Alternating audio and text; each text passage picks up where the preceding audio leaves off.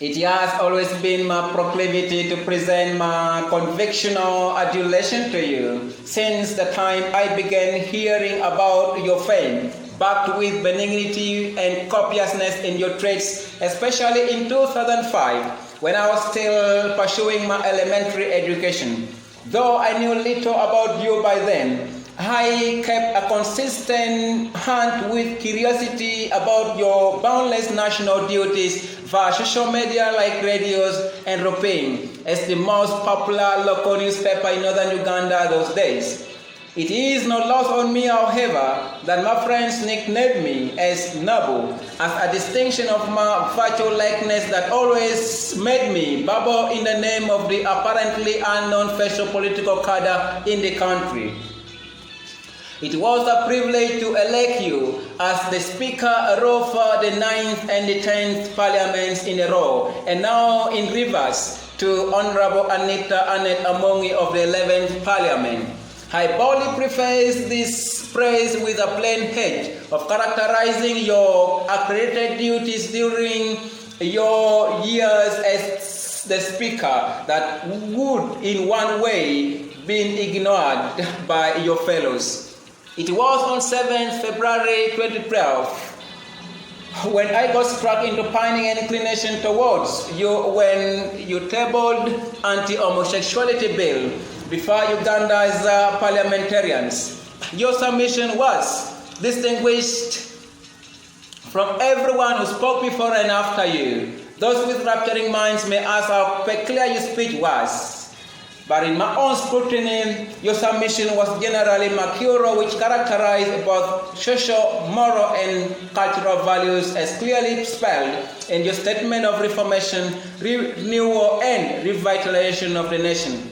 Honorable Rebecca, not to ingratiate myself for my groveling references about you, I have always lionized and feted you as a modern politician at all costs, and focally as an ethical country's mother, marked with positive demeanors.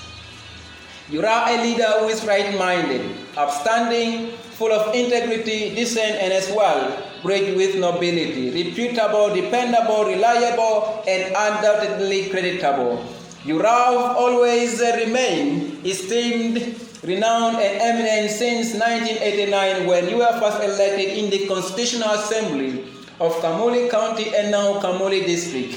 As I continue to rhapsodize over and throw banquets at you, I vehemently adulate you as an illustrious leader who has always provided strong resolutions towards the condemned pastor of the country's activities, chaired and offered enigmatic remedies on improvised convocations in the country, especially amongst different existing political parties, various communities with diversified languages and cultures since 2001, when you were first elected as the Deputy Speaker in the Parliament of Uganda.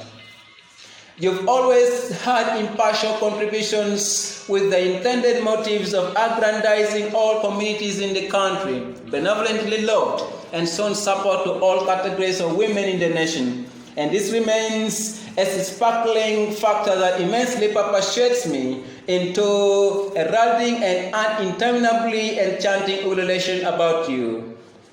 How I wish Uganda could have had more obsequious leaders like you who would be coming from all the 5 regions in the country where you remain as a provider of the contextualized reference to them. Then our country would have by now registered and realized much more success in various sectors of the economy than what we have right now.